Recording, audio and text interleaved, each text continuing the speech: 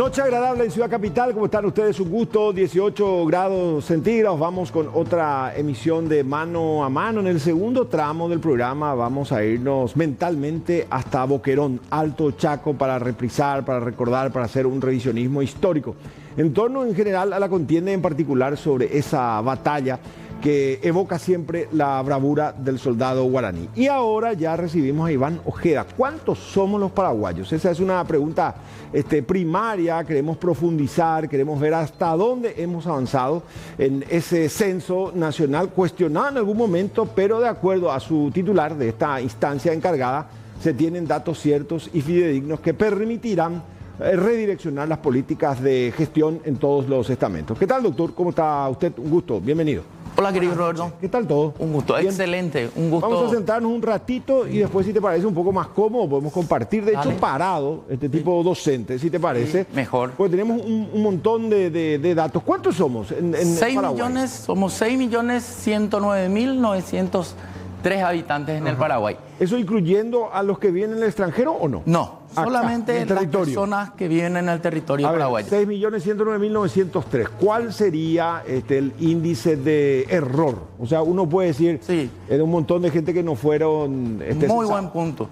La metodología te exige que al menos llegues a un 90% de cobertura.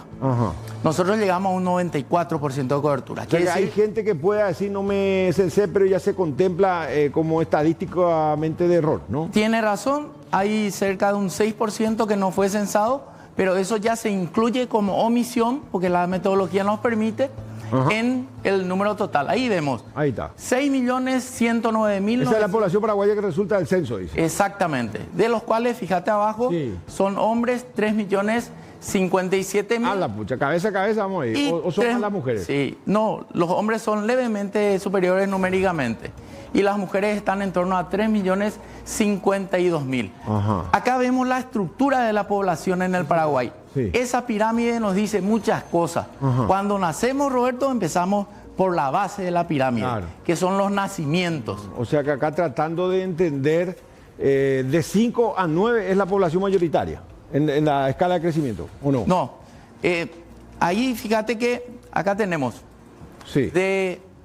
de 14 a menos años, tenemos el 25% de la población. 25%. O sea, somos una población joven. Somos una población. Y fíjate el siguiente dato. El 66% está entre 15 y 64 años de edad. Esta es la gente promedio en edad de trabajar. Esto nos dice de que somos un país joven, activo y con mucho potencial. Y estamos en nuestro mejor momento demográfico por la cantidad joven que tenemos. Y los adultos mayores de 65 son el 9% de la población. O sea que cuando tanto hablamos de la ausencia de gestión a favor de los adultos mayores, en realidad sí es que ajustamos y tratamos, vamos a llegar, porque tampoco estamos hablando de un universo muy amplio, ¿no? Exactamente.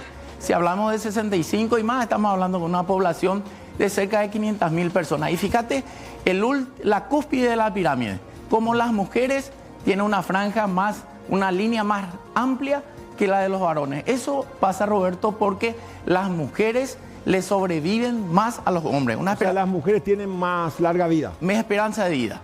Nosotros decimos esperanza de vida. Si o sea, ¿hasta cuánto es el promedio? Si una persona nace hoy en... Una abuela, una madre. 77 años. La mujer tiene una esperanza de vida varón? 72 años. Así un quinquenio de diferencia. Exactamente. Acá ya entramos en los datos del censo. El departamento más poblado de la República sigue siendo el departamento central. Central es un país dentro de otro, entonces. Es un país dentro de otro, claro que sí. 1.883.000 habitantes. Alto Paraná es el segundo departamento más poblado, con 763.000 personas. Aproximadamente. Asunción, la capital. Pero es la diferencia abismal, ¿no? Sí, totalmente. Sí, casi de 2.6. Le dobla un poco más. Le dobla un poco más, sí. Alto Paraná. Después seguimos En cuarto lugar nos vamos al sur de la República, Itapúa, con 449.000. Mira, Caguazú, mucha gente, 431. Y los menos poblados. Abajo mismo vemos Alto Paraguay con 17.000. No más. 17.000, sí. y Boquerón con 71.000. Después ya está Ñembucú también. Ñembucú notable, una zona tan pujante, tan estratégica, y no hay tanta gente viviendo ahí. Hay 76.000 personas y tiene una característica de que las personas más envejecidas están en Ñembucú. O sea que hoy ve Pucula, Ñembuqueño. Sí. Después, vida tranquila, apacible. Los humedales, allá donde se entrecruzan el Paraná y el Paraguay. Sí, acá vemos la evolución desde 1950, donde se realiza el primer... ¿Por qué se toma 1950 de referencia? Porque es el primer censo metodológicamente comparable. ¿Y antes cómo se hacía? Y antes no se seguía una metodología. Hay antecedentes de la época de la colonia, inclusive en la Biblia está el claro, de hecho Jesús nace en Belén por culpa del censo. Exactamente, sí señor. Entonces la evolución nos lleva a una población final en el 2022 de 6.109.000.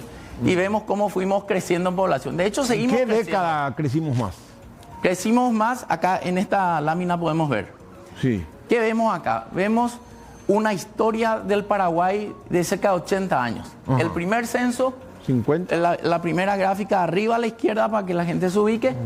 Y vemos la característica de la pirámide. Recuerden, empezamos por abajo de la pirámide, los nacimientos eran muchos, por eso la base de la pirámide es amplia y también la mortalidad era alta. Por eso se va achicando la pirámide al final. O sea, se nacía mucho y se moría mucho. Exactamente. Es característica de la transición demográfica, así empezamos todos los países, ¿verdad? Ya. Alta mortalidad, muchos nacimientos. En la década del 60, esto no tiene mucha variación. En el 70 se mantuvo igual, en el 80 se mantiene igual. A partir del 90 es en donde ya empezamos en la base de la pirámide a registrar menos nacimientos. Esto se acentúa en el 2002. Fijémonos en la base de la pirámide, menos nacimientos y también la gente empieza a sobrevivir más.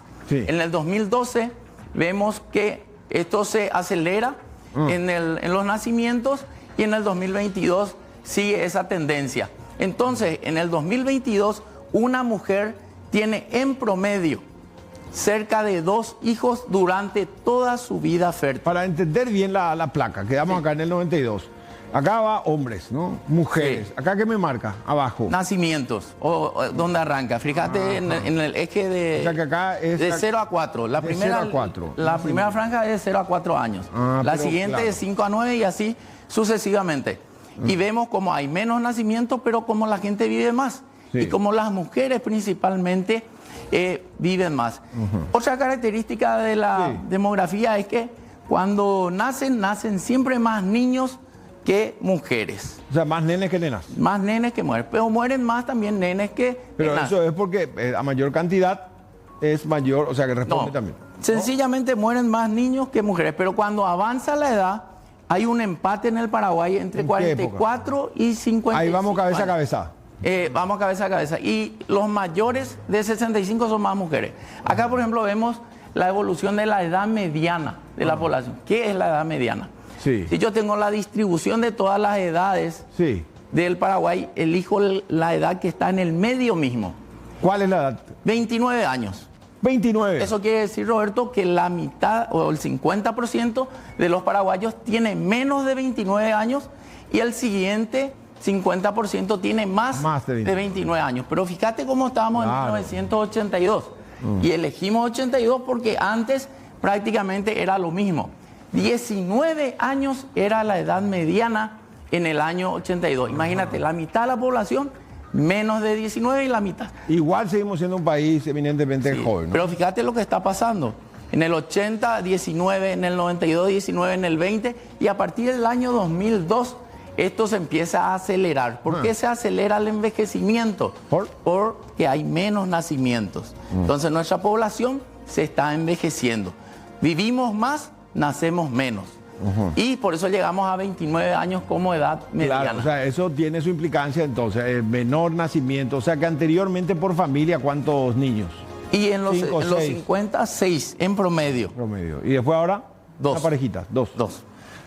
¿Por qué cuando se habla de cantidad de muertes, ahí también se incluyen los accidentes, las causas? Todas las causas, ¿verdad? En promedio, prepandemia, en el Paraguay fallecían 36.000 personas más o menos. Pues te digo nomás, el auge de las motocicletas influyó en estos datos o no? Por supuesto que influye, es una de las causas. Una de las causas. Entonces, y la pandemia, lastimosamente, trágicamente. Sí, pero la pandemia no se puede considerar como, o sea, es un caso excepcional, ¿no?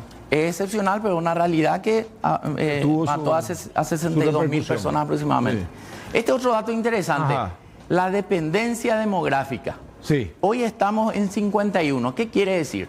Que por cada 100 personas en edad de trabajar, hay 51 que están en edad de dependencia. Porque son muy menores, menores de 14, o son muy mayores, mayores de 65. O sea, la mitad trabaja y la mitad depende de quienes trabajan. Exactamente. En el 82 la dependencia era de 82, quiere decir que había por cada 100 personas en edad de trabajar, estaban 82 en situación de dependencia. Una carga muy pesada para un país. O sea que ahora como que se equilibra. Se equilibra y tenemos el mejor momento demográfico, porque hoy la carga de dependencia demográfica es liviana, digamos, en términos sencillos. Entonces el Paraguay hoy tiene una gran ventana de oportunidades para capitalizar esa población joven que está en edad de trabajar. ¿En algún país del mundo hay más gente trabajadora y menos dependiente? Claro que sí. Hay casos y casos, ¿verdad? Pero la tendencia... Esa sería entonces una lectura perfecta, ¿no? Sí. Que de cada 7 que trabajan, 3 nomás dependen del que trabaja. ¿O es imposible? Se puede dar ese caso, es un escenario ideal, ¿verdad? Ideal, pero no. Pero o sea no que es esto dentro de todo es, si uno considera y se compara haciendo el paralelismo con otros países de la región, estamos bien. Estamos bien, y fíjate por qué los países europeos, Roberto, abren sus fronteras. Porque se quedan sin mano de obra, entonces fomentan ellos la emigración. España, por ejemplo, España, por ejemplo, en el año 2000. O sea, España tiene una población adulta muy diferente a la nuestra. Y es una población mucho más envejecida, y las mujeres ahí ya están con una fecundidad de 1.4. Ahí está. Entiendo. Ahí otra gran noticia del censo, la nueva reconfiguración de la estructura de la población. Si miramos la primera línea de abajo, estamos viendo 1950, 43% de la población menos de 14 años, 52% en edad de producir, de 15 a 64, y los adultos mayores 3,7. Fijémonos la línea anaranjada y vayamos subiendo hasta llegar hasta el 2022, y ven cómo se está achicando esa franja hasta llegar a 25% de la población menos de 14 años. Menos nacimiento, entonces. Menos nacimiento. Y esto del 66% en edad de trabajar. Y los adultos mayores, que antes eran 3,7, hoy son casi el 9%. Entonces, esto evidencia... ¿A partir de cuánto se considera adulto mayor? De 65 y más, 65 a los efectos de la metodología. Claro, entiendo. Pero hoy hay toda una nueva corriente que habla de la economía plateada. Claro, que van a ser los adultos mayores que busca todavía trabajo y está en condiciones, ¿no? Está perfectamente con mucha experiencia. El caso de los militares retirados, los policías, los gerentes, los docentes que a los 50, 55 ya pueden tomar otras opciones laborales. También hicimos, Roberto, un censo indígena. La última columna... Esto igual, el censo indígena forma parte de la comunidad en general de Paraguay. No varía el total. No varía el total, pero el operativo se hace en paralelo. ¿Por qué se hace en paralelo? Porque el Paraguay sigue las recomendaciones de la OIT, el convenio 169. Perdón. Acá está el dato, para no complicarnos. Este es el total. Ese es el total de población. Sí, acá están los no indígenas. Acá está la población, 140.000 son los indígenas. 140.000. En Paraguay. 140.000. Y fijémonos que ellos están concentrados en la región occidental, en los departamentos de Boquerón y Alto Paraguay, y bien abajo, cerca de 29.000 o casi 30.000 en cada uno, y en la zona... En el Chaco donde más están, ¿no? Donde más están, pero también están en la región oriental. Ahora, pero si uno compara, presidente, Ayes, 29, casi 30.000, Boquerón 30.000, son 60.000. La mitad está en el Chaco, pero de la población en general, de la no indígena, ¿cuánto es comparado? Mitad. ¿Cómo? No, indígenas en el Chaco y los no indígenas en el Chaco. Sí, hay más... ¿Más indígenas? No, son 60.000 aproximadamente los indígenas, ¿verdad? Y vemos la población, ahí puede ver la población de Boquerón, es 71.000. Claro, sí, pero igual un 30-40% está ahí. Exactamente. Sí, ya entiendo. Perfecto. O sea, tenés todo cuadriculado. O sea, apasionante. Y esto uno puede disponer en su casa, uno puede entrar desde una página. ¿Cómo hace? Puede entrar a cualquiera de nuestras redes sociales, puede entrar a la página del INE, que es www.ine.govcorta.py. Porque anteriormente, pues, doctor, partíamos la premisa que queríamos saber cuántos somos nomás. Había sido que un montón de variables. Claro, los censos nos dicen cuántos somos, pero también nos dicen dónde estamos, cómo estamos. ¿Y qué hay que hacer? Y qué hay que hacer para estar mejor. Sigamos, por favor, ¿sí? Sí, esta es la evolución de la comunidad indígena. Un gran homenaje acá al padre Meliá, porque él fue el que creyó en que se podía hacer un censo en la década de los 80. Imagínate. Y este crecimiento no es por, digamos, el crecimiento de población, sino que la metodología mejoró muchísimo. O sea que ellos estaban nomás luego, pero no fueron censados en forma. Exactamente. Cuando le dimos toda la responsabilidad a ellos y nosotros le guiamos, y ellos fueron los censistas, supervisores, toda la estructura se hizo mejor. Este censo fue traducido a 12 dialectos indígenas. Mira vos. Vos sabés que los pueblos indígenas son 19 en el Paraguay, son 5 familias lingüísticas y viven en cerca de 800 aldeas o barrios. Otra característica de los indígenas que ellos viven más. ¿Esto se tenía en el anterior censo o no? Se tenía una parte, sí. Una parte, ok. Vivienda y sus características. Sí, también fue un censo de viviendas. Encontramos 1.000.000, la última barra a la derecha, 2022, 1.749.336 viviendas particulares ocupadas. ¿Cómo es eso? Porque son viviendas particulares con gente habitando, ¿verdad? Y se hizo también paralelamente viviendas no habitadas. No habitadas son cerca del 20%, que no está incluido acá. Estos son, solamente estudiamos en esta placa. 1.749.000, ¿no? Sí. Y piquitos. Y vemos la evolución. Y vemos cómo crece.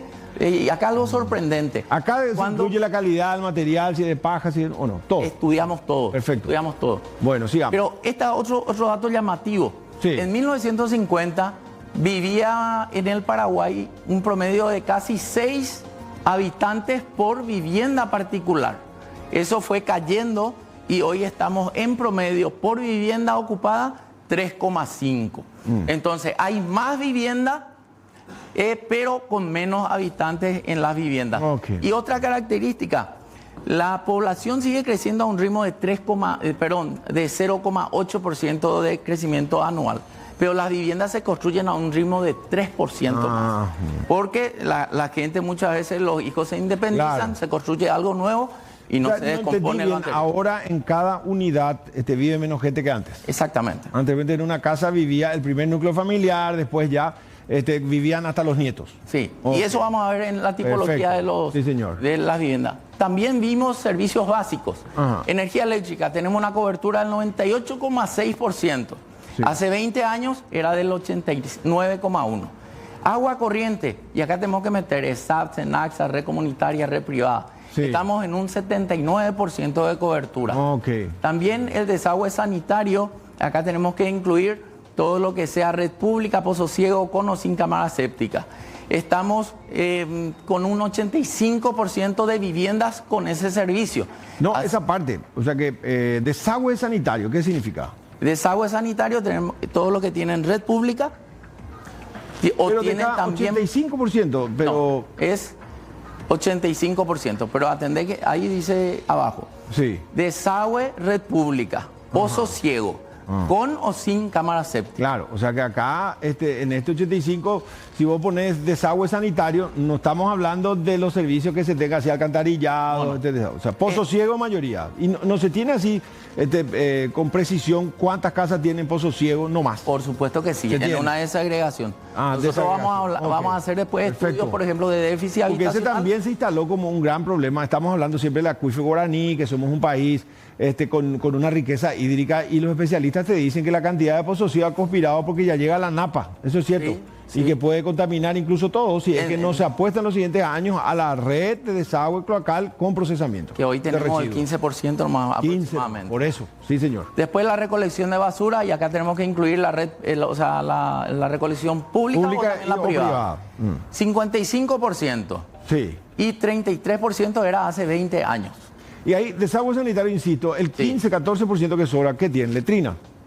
No tiene nada. Puede ser letrina o directamente al aire libre. Ok. Bueno, sigamos.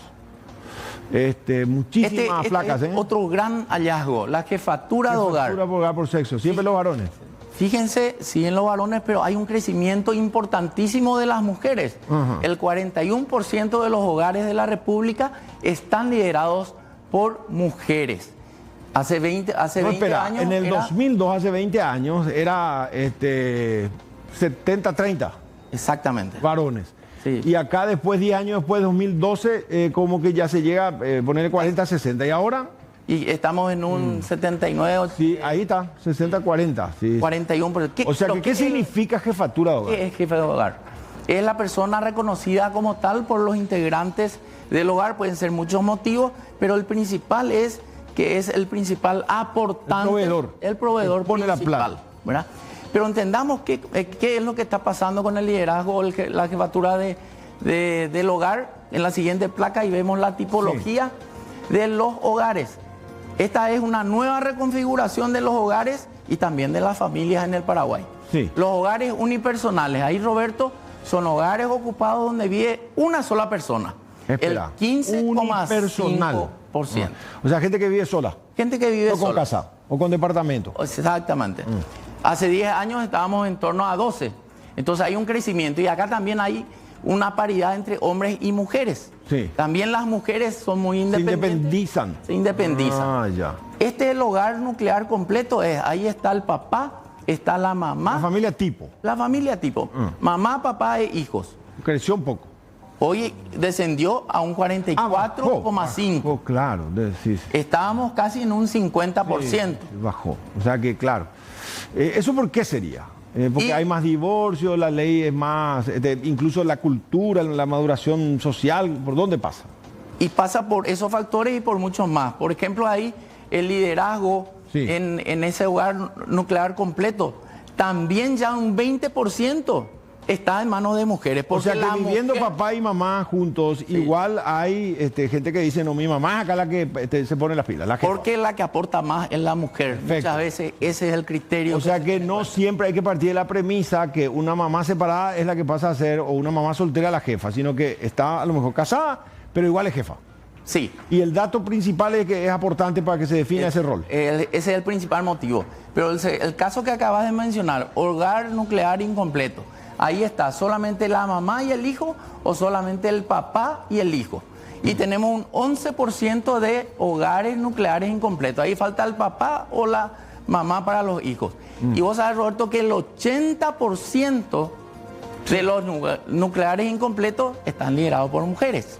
O sea que de cada 10 familias, una nomás es la que tiene o papá o mamá, solo. Exactamente, sí. O sea, cada 10, podemos decir. O sea que no hay tantos separados entonces. No, a ver un poquito. Hogares nucleares incompletos son los hogares donde está el papá y el hijo. Claro. O está la mamá y está el hijo. Por eso digo, si uno mira acá, 11% nomás. ¿verdad? Sí. Entonces uno puede decir que de cada 10 parejas, una nomás la que está abierta. Sí, estudiamos el estado civil, ¿verdad? Sí, claro, pues no solamente eso se estudia. No solamente eso, ¿verdad? Entiendo. Después están los hogares extendidos. Ahí puede estar el extendido, completita la familia, más la abuela, el tío. Tiene que haber algún familiar consanguíneo viviendo con ellos. O sea que aparte de papá, mamá y los hijos, puede estar el abuelo, la abuela, la tía. Sí, también. Okay. Y tenemos un 26% y no hay mucho cambio. Y acá también se ve un liderazgo interesante de las mujeres, porque en estos hogares extendidos muchas veces ya son hogares donde las mujeres obviamente le sobreviven más a los varones, entonces es la abuela la que lidera el hogar. Okay. Y finalmente el hogar compuesto. Acá ya hay un extraño o alguien no consanguíneo a la familia viviendo con ellos. Prácticamente no hay cambio ahí. Estamos en dos. ¿Cómo puede ser eso? ¿Es la nueva pareja? ¿Cómo? Es diverso. Sí, una pareja, ¿verdad? Está el papá, está la mamá y tienen también una amiga o un vecino viviendo ahí o un amigo que decidió vivir ahí. Ok, es compuesto se llama. Es compuesto. Hogar compuesto. Sí. Ok. ¿Y cómo uno, al final, todo esto se colectó en esa visita, ¿no? Se colectó. Todo esto se preguntó. Sí. todo esto tenemos 65 variables, pero este es apenas el punto de partida de todo el estudio, porque no solamente sabemos hoy cuánto... Así estamos. Así estamos. Somos 6.109.903. Sí. Pero también a partir de acá vamos a tener necesidades básicas insatisfechas a nivel distrital. Ya tenemos también un geoportal que... Si yo soy presidente de la República y te llamo, doctor Ojeda, venga, necesito 5 ejes. ¿Cómo se va a presentar el Paraguay de acuerdo a estos datos en el siguiente quinquenio? O yo soy Peña y te digo, me sobran 4 años. ¿Qué es lo primero que tengo que empezar a ajustar o se me cae la estantería? Bueno, de ahí justamente surgen los ejes del gobierno nacional. Sabemos que a mucha gente le falta casa, entonces surge el plan trabajo falta, ¿no? También. Entonces, por eso el presidente lanza el desafío de 500.000 nuevos trabajos en los próximos 5 años. O, por ejemplo, la atención a la primera infancia, apuntando a tener... ¿Datos de salud también se procesaron o no? Salud también. Vamos a tener un apartado más adelante. Un apartado. Pues ahora nosotros... Esta es una herramienta que no quiero dejar de mostrarles. Esto es un portal geoestadístico. Geoestadístico. La primera vez que el Paraguay tiene... se entra a la página web del INE y ya vemos. Ahí tenemos un menú, por ejemplo, podemos elegir las capas. Demografía y sociedad. O hay el transporte, por ejemplo. Transporte, transporte que es también otro. Y vías. Y fíjense cómo aparecen todas las carreteras de la República. Podemos ampliar el mapa para ver más claro. ¿Pero esto cómo se hizo? ¿Cómo se...? Y con el precenso se registra toda la ruta. Lo que vemos en rojo es tierra, lo que es negro de asfaltado, lo que es... estas no son estas son tramos vecinales, ¿no? Tramos estamos vecinales. Hablando de... Ahí estamos en Liberación, ahí podemos quedarnos un poquito adelantados, un poquito más atrás. Esa es la ciudad de Liberación. Liberación, entonces podemos elegir también en capas. Sí. Nos vamos nuevamente al menú y elegimos capa. Infraestructura, más para abajo. Sí. Infraestructura, le damos un clic en infraestructura. Sí. Y abajo locales de salud. Sí. Ahí están locales de salud. Y ves cómo te aparecen los locales, todo está georreferenciado. Me voy otra vez a capa, elijo en infraestructura, sí. Locales educativos, sí. Está un poquito más para abajo, un poco. Locales... locales de salud. Bueno, elegamos otro. En realidad ejemplo, uno tiene como para divertirse, ¿eh? Sí. Locales, ahí donde dice locales. Locales. ¿En rojo? Bueno, ahí aparecen los locales educativos, las banderitas en rojo, ¿verdad? Ah, son, sí. No son seccionales colorados. Sí, no son, coincide el color. Después, por ejemplo, vamos a un tema que dice viviendas. Sí. Y aparecen todas las viviendas, ahí tenemos que elegir el departamento de Liberación, creo que está en el departamento de San Pedro, si no recuerdo mal. Sí. Vamos a ver si marca vivienda, porque eso ya sería muy cibernético. Pero atender lo que pasa. San Pedro, ahí tenés todas las viviendas en esta manzana hay dos casas nomás. Dos casas, decir, dos hogares. Dos hogares, sí. Viviendas ocupadas. Todo esto se generó con el último censo. Con el último censo. Eso está disponible, lo que estamos viendo hoy. ¿Cómo se georreferenció? Y se hace un precenso. El censo tiene 3 etapas. El precenso, el censo y el postcenso. Te va y ya averigua. Ahí te pasaron todavía los censistas a la casa. Todavía no. Nosotros recorrimos el país 2 veces. La primera vez con el precenso y georreferenciamos todos los edificios que tiene la República. Y ahí ya identificamos cuál es local destinado a vivienda y cuáles son locales económicos. Relevaron comisarías, comisaría, edificios públicos, privados no, centros comerciales, públicos, privados, plazas. Por ejemplo, ahí a ver un poquito si podemos ver recursos hídricos, recursos espaciales, bueno, el CAPAS. ¿Y sociedad, por ejemplo, qué es? A ver, sociedad entra. Sociedad, sí. Comunidades indígenas. Ah, ya. Y entonces ahí en esta parte, pues si agrandamos un poco el mapa, vas a poder ver en algunas partes. Claro, en algún lugar. O sea, achicar. Perfecto, claro, porque son comunidades, incluso algunas muy aisladas, ¿no? Sí, de los casos achicar urbanos. Un poco más y te va a aparecer una comunidad indígena. ¿Qué más le falta a esto? Bueno, esto se va a ir actualizando y se va a ir cargando.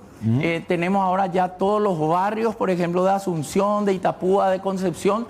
Cuando hablo de los barrios, todas las características de los barrios, cantidad de población, etcétera, etcétera, ¿verdad?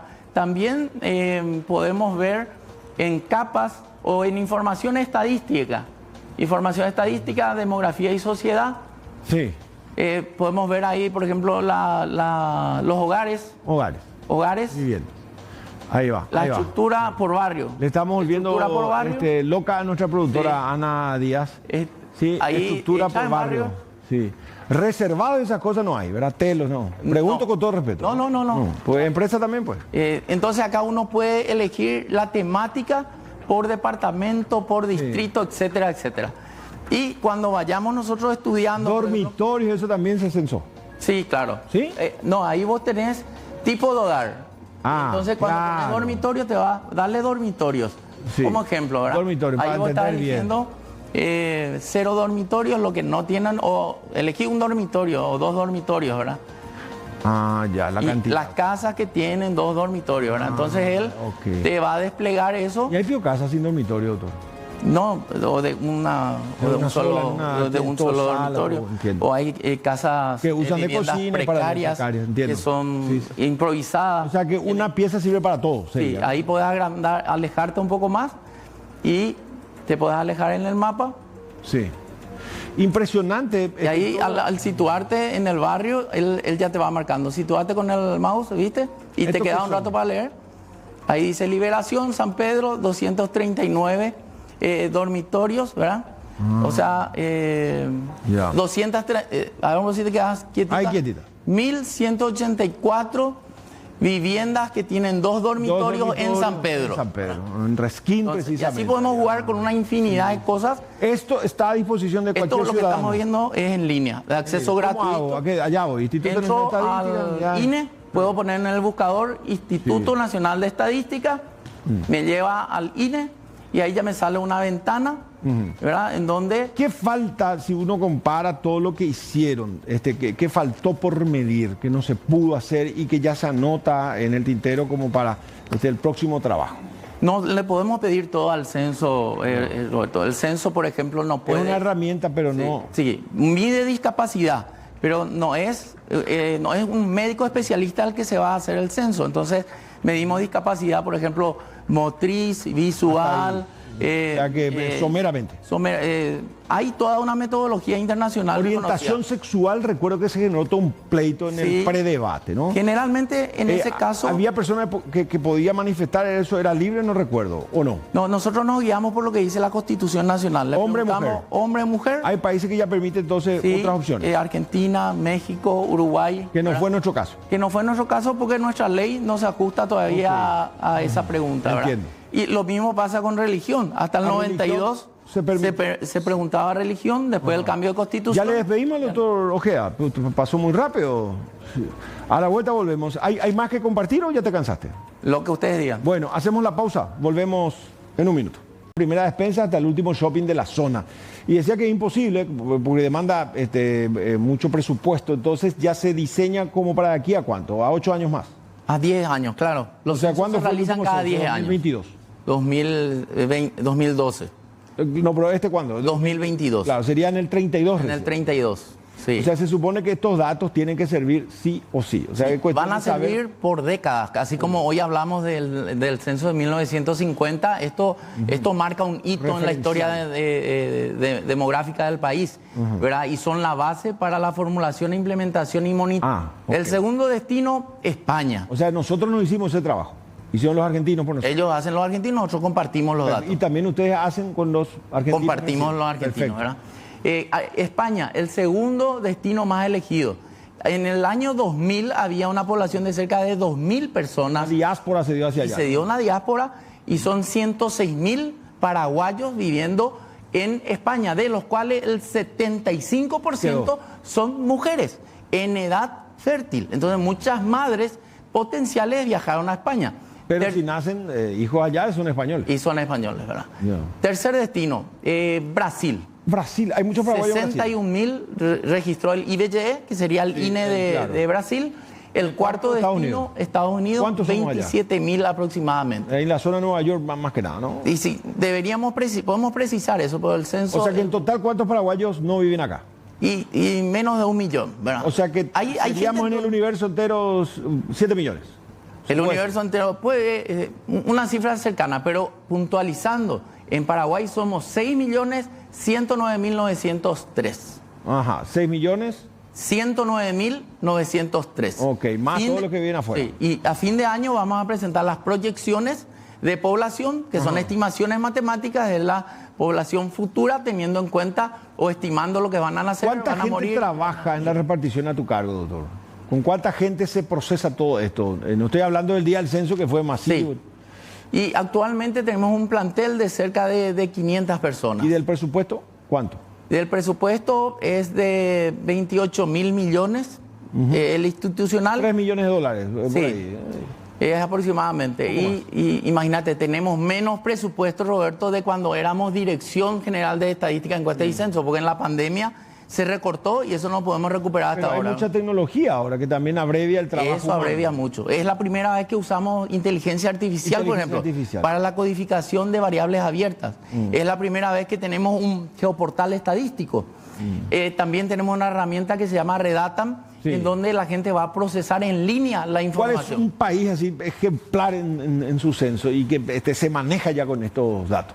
Estados Unidos, Inglaterra, no sé. Sí, los países de primer mundo ya trabajan. Esta es una parte de la historia. Tenemos que trabajar en nuestros registros administrativos. ¿Cuáles son esos? Y, por ejemplo, estadísticas vitales. Tener claramente cuántos nacen, cuántos mueren, cuántos emigran. Saber eso, porque con eso nosotros podemos pero eso sería online, así, tener permanente. Porque ahora hablamos de eso. Holanda, por ejemplo, vos entrar a la página de Holanda... ¿Y sabes cuántos murieron en el día? Por minuto, va a ser un cuenta kilómetros ahí, como nace uno o muere uno. O sea, seré yo, señor, está ahí. Está, exactamente. Entonces, nosotros apuntamos a eso, ¿verdad? Sí. Son 12 países los que han hecho censo basado en registro administrativo. Nosotros también estamos apuntando a eso. Pero siempre el llegar al hogar nos permite caracterizar esa vivienda. Bueno, no me precisaste, parece que yo pensaste que te pregunté en broma. ¿Reservados tienen o no en el registro? Están incluidos dentro. Ya no se dice reservado, ¿cómo se dice ahora? Telo. No sí, sé. Hay. Albergue transitorio. Albergue transitorio.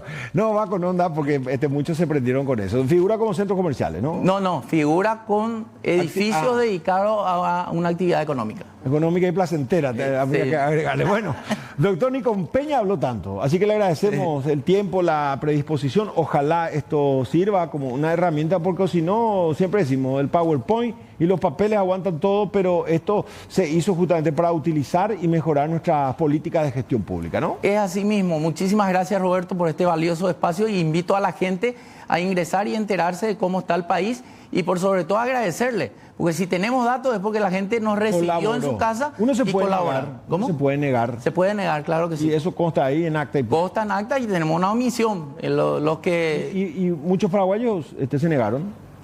No, fue mínimo. Mínimo. Dentro del marco de... Dentro del marco. Tenemos una omisión del 6% que está incluido ya en 6 millones. Pero todo eso se hace con guarismos, con proyecciones. Exactamente. Hay toda una metodología de siglos estudiado esto. Bueno, gracias, doctor. Muchas gracias, Roberto. A la vuelta vamos hasta el Alto Chaco, hasta Boquerón, en vísperas de aquella brava batalla que evoca la valentía del soldado guaraní. No se mueva, ya volvemos.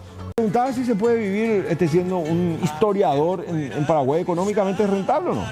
Y hay muchas variables, no es para hacerse rico, pero se puede trabajar. Es como ser periodista, ¿no? Mucha pasión. Hay que ponerle empeño. Un apostolado. Sí. ¿Cómo nace tu inclinación hacia el estudio de nuestra rica historia paraguaya?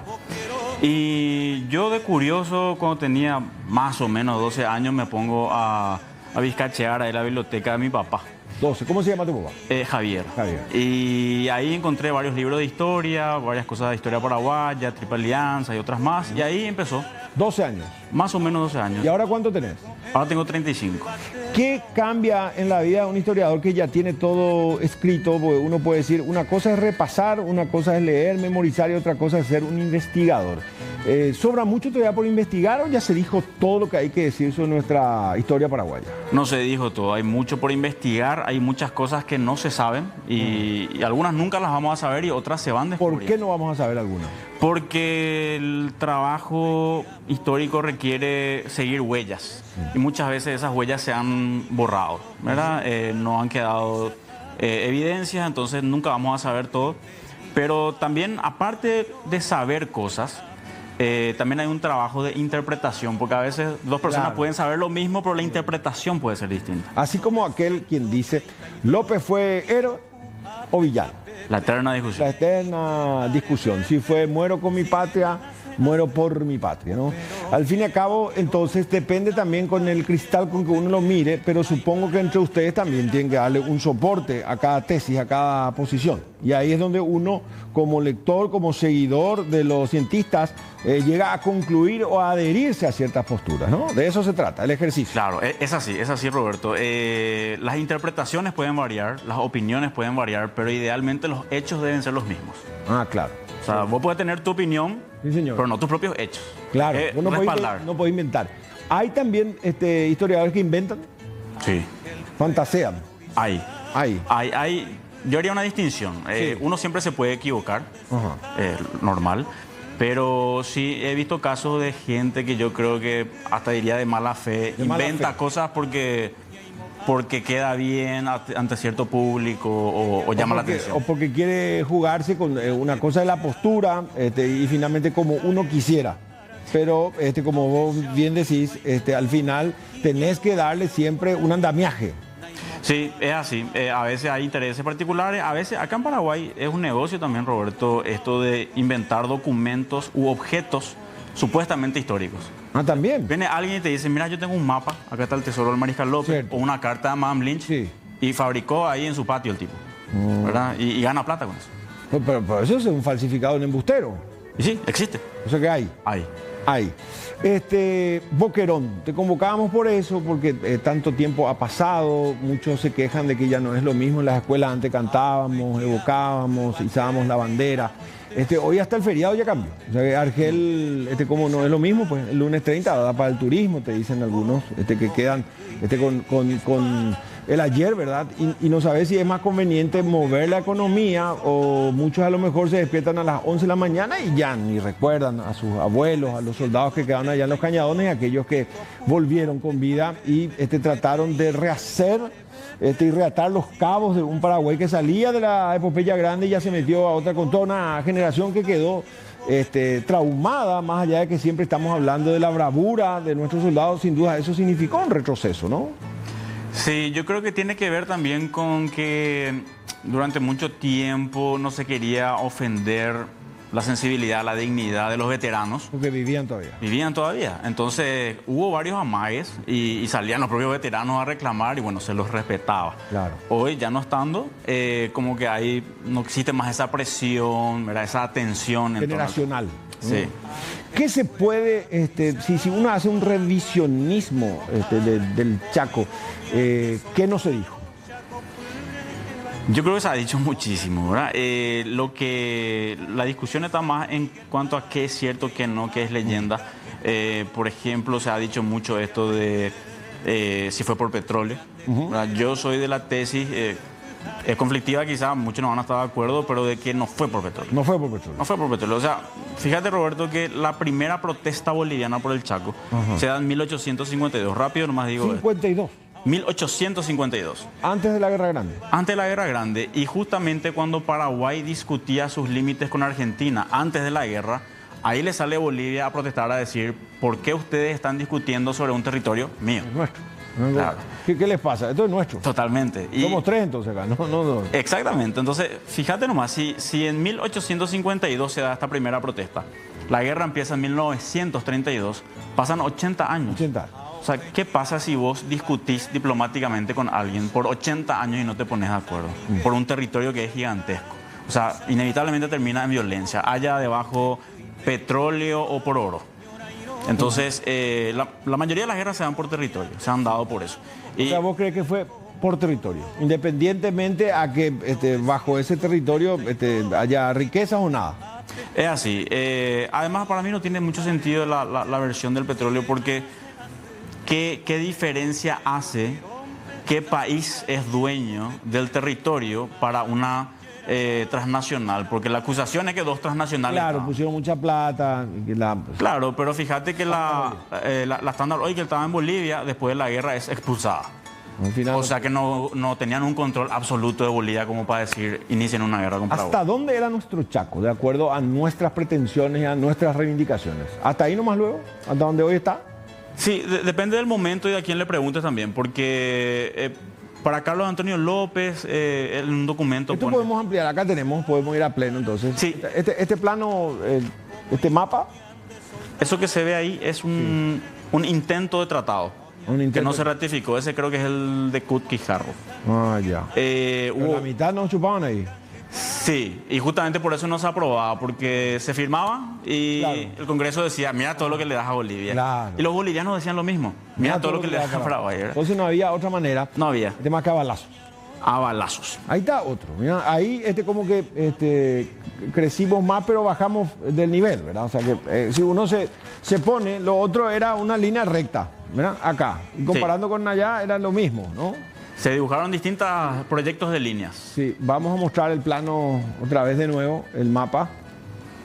Ahí está, ¿sí? Da lo mismo que igual, ¿verdad? Uno era a la altura del APA y estos eran nuestros diplomáticos, ¿no? Que se iban, peleaban en gabinete. Esta era la postura de los gobiernos paraguayos de la época, que no tuvieron ratificación del Parlamento. Ya. O sea, lo que podemos ver en estos mapas es que el resultado final, si bien algunos pudieron haber querido más, le dio más al Paraguay de lo que el Paraguay negoció en tratados previos. Claro. Y cuando se dice que nuestros soldados avanzaron por encima del Parapití y que después nuestros diplomáticos entregaron otra vez una gran parte de lo ya ganado a fusilazos. No es tan correcto. O sea, es correcto que tropas paraguayas llegaron al Parapití. Sí. Pero fíjate que después se vieron forzadas a retroceder a esta parte de nuevo. O sea, no se quedaron del otro lado del Parapití. O sea, que ocuparon un tiempo. Un tiempito nomás, ¿verdad? Tocaron un tambo y volvieron. ¿No le dieron sostenibilidad a ese avance militar? No, por lo menos en la zona del Parapití no. Sí, el ejército paraguayo llegó a quedarse al terminar la guerra en lo que hoy es Villamontes, Bolivia, o sea, frente a la ciudad. Pero quiero hacer una reflexión contigo y con la gente, Roberto. Sí. ¿Por qué me parece problemática esa postura? Porque implica que el territorio le pertenece al país que puso su ejército ahí. Claro. Si nosotros aceptamos ese principio, Asunción tendría que ser de Brasil. Pero Brasil se fue.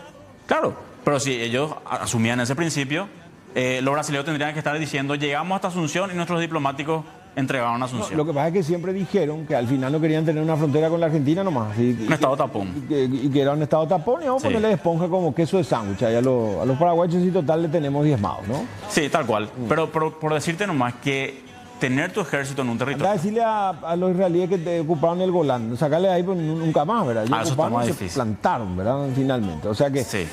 Pero hoy entonces la nueva historia, o sea, no sé si es el concepto más acertado, pero hay mucho por revisar. ¿Por qué? Porque nuestros combatientes ya no están.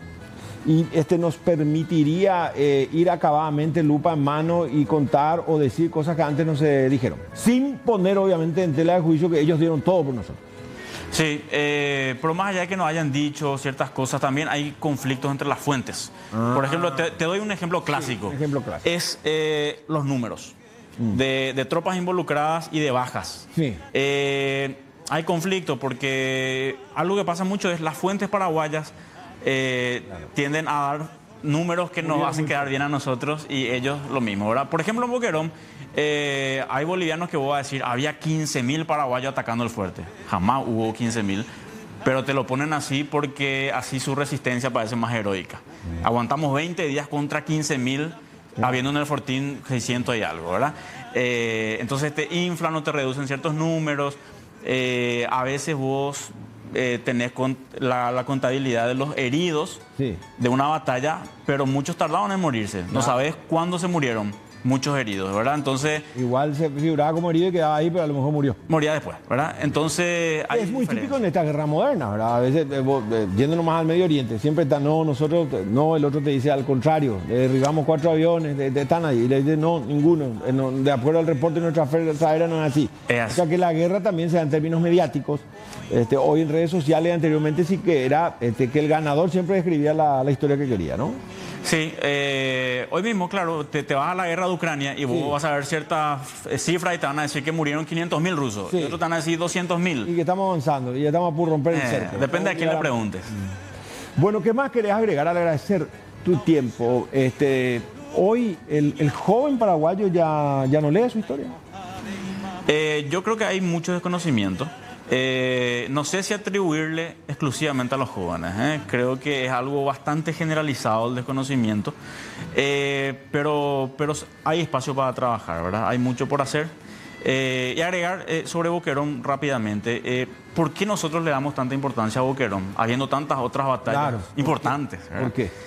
Porque Boquerón, sobre todo, tuvo un efecto psicológico grande en el Paraguay. Vamos a compartir esas imágenes que son fantásticas. De la época, por favor, de la época, sin dudas. Esto va en tu libro, ¿no? No, esto yo le pasé algunas cosas a para ir repasando, estas imágenes son inéditas casi. De la época, sí. La época, y sí. Ya no sobreviven los combatientes, ¿no? 1 o 2 creo que. Oficiales parece que ya murieron, yo creo que hay un puñadito, ya tienen todo más de 100, ¿verdad? Ya. Creo que años, la generación en sí.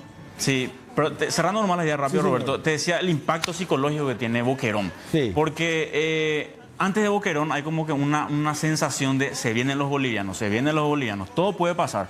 Vos y yo tenemos el diario del lunes, sabemos cómo terminó. Claro. Ellos no sabían. Entonces se vienen los bolivianos y de repente sucede Boquerón, les ganamos a los bolivianos. Eleva la moral del ejército y del pueblo. Claro. Entonces eso deja algo muy importante psicológicamente. Sin duda. O sea que a partir de allí no paramos, ¿no? Claro, Paraguay toma la iniciativa y no la pierde. Decide dónde pelear, cuándo se pelea. En el alto mando militar se discutía si convenía irnos allá o esperarle en Asunción por la logística, ¿no? Sí, acá cerca del río, ¿verdad? Una guerra más al estilo Primera Guerra Mundial. Por eso de primer nivel lo que dice Emiliano, Bolicura nos llamó a ir Paraguay por la bahía de Asunción, ¿no? Sí, y el mérito ahí es de Estigarribia, José Félix Estigarribia, que él tenía una mente más innovadora. Se plantó siendo apenas teniente coronel. Sí, no era ni de los más capos, ¿verdad? En la jerarquía. Pero venía de Francia. Sí, tenía una nueva visión y él dice... ¿Y él qué dijo? Hay que... Sí, esta no es una guerra de posiciones, señores, de esperar en una trinchera. Hay que meterse en el Chaco, buscar al enemigo y destruirlo donde... La mejor defensa es el ataque, al fin y al cabo, ¿no? Y le funcionó. Le funcionó. El resultado probó su postura. Y dice que en la alta escuela francesa se le sigue estudiando a él como un referente, a Estigarribia. Podría ser, porque mira que cuando murió Estigarribia, periódicos y publicaciones de todo el mundo hicieron eco de su muerte y ejércitos del mundo le hicieron homenaje. O sea, porque se venía la Segunda Guerra Mundial, donde el tipo de guerra iba a ser este tipo de guerra, de movimiento. Y él ya le ganó al famoso Kuhn, ¿no? Claro, le trajeron al Messi, pensando que era el Messi de lo militar. Le ganó con garra guaraní Roberto Cabaño, ¿no? Claro, con lo local. Con lo local. Gracias, que sigas adelante, un placer enorme compartir. Sos de una nueva generación de historiadores y yo creo que tratamos de darle un enfoque diferente a lo que siempre veníamos repasando en los textos de libros, tanto del colegio como de las universidades. A seguir con el revisionismo y con todo el respeto y la evocación a nuestros héroes que dieron todo por el Chaco, ¿sí? Es así, Roberto. Muchas gracias por la invitación. Bueno, un gusto enorme. Hasta aquí otra edición de Primera Plana. Será hasta la próxima semana. Un gusto enorme. ¿Sí? ¿Qué digo? Mano a mano. Sí, que descansen.